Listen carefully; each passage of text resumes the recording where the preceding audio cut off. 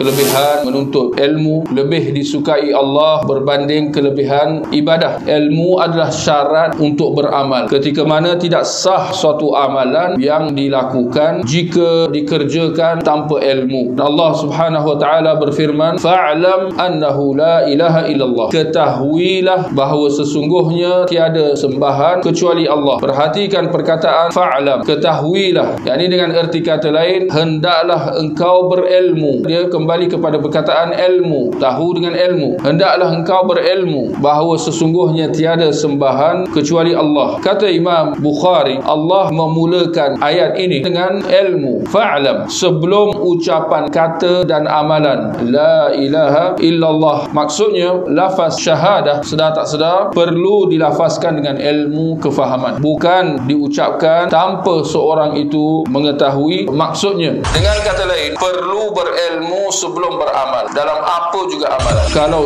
amalan yang menjadi syarat manusia itu jadi muslim, kalimah syahadah la ilaha illallah pun perlu diucapkan dengan ilmu, maka bagaimana pula dengan ibadah-ibadah yang lain semestinya perlu dilaksanakan dengan ilmu. Ilmu adalah syarat sah semua amal ibadah. Ayat yang kedua dalam surah Al-Mulk, alladzi khalaqal mauta wal hayata liyabluwakum ayyukum ahsanu amala. Dialah yang telah mentakdirkan kematian dan kehidupan untuk menguji dan menzahirkan keadaan kamu, wahai manusia, siapakah di antara kamu yang lebih baik amalnya. Seorang ulama besar tabi'in Al-Fudail bin Iyad, dia berkata, maksud siapakah di antara kalian yang lebih baik amalnya ialah yang lebih ikhlas dan yang lebih betul. Amalan yang tidak ikhlas, yang tidak menepati sunnah Nabi juga tidak akan diterima oleh Allah Subhanahu wa taala. Sejauh mana suatu amalan itu betul atau tidak, sama ada menepati sunnah Nabi sallallahu alaihi wasallam atau tidak, hanya akan dapat diketahui dan dikenal pasti melalui jalan ilmu. Sebahagian ulama menjelaskan ibadah yang dikerjakan oleh para alim ulama jauh lebih besar pahalanya berbanding yang dilakukan oleh orang-orang lain. Masing-masing beribadah, tapi apakah sama ibadah para alim ulama dengan ibadah orang lain? Jawapannya tidak sama. Ini kerana para ulama memiliki ilmu untuk mengenali sunnah Nabi sallallahu alaihi wasallam. Di samping tahu mengenai suruhan-suruhan, perkara-perkara yang perlu dilakukan, dan mereka tahu tentang larangan-larangan, perkara-perkara yang perlu dijauhi. Jadi kesudahannya, amalan para ulama dan segala tindak tanduk mereka dalam ibadah secara khususnya, mereka melaksanakannya berdasarkan kepada ilmu. Maka kesudahannya kita kata adanya perbezaan dengan ibadah yang dilaksanakan oleh orang kebanyakan, di mana lumrahnya tindakan mereka hanya ikut-ikutan, meniru orang lain. Orang lain buat, dibuat, termasuk dalam beribadah, bersangka-sangka dan mungkin tidak yakin dengan apa yang dilaksanakan kerana mereka tidak tahu dalil amalan yang mereka lakukan. Kesudahannya barangkali secara kebetulan sahaja dia melakukan sesuatu. Yani kebetulan dia berdiri betul, kebetulan dia rukuk dengan cara betul, sujud dengan betul dan seumpamanya. Kebetulan dia melakukan sesuatu atau meninggalkan sesuatu itu. Dia tidak melakukan suatu amalan atau meninggalkan suatu perbuatan atas dasar ilmu. Padahal niat memainkan peranan besar dalam kita beramal.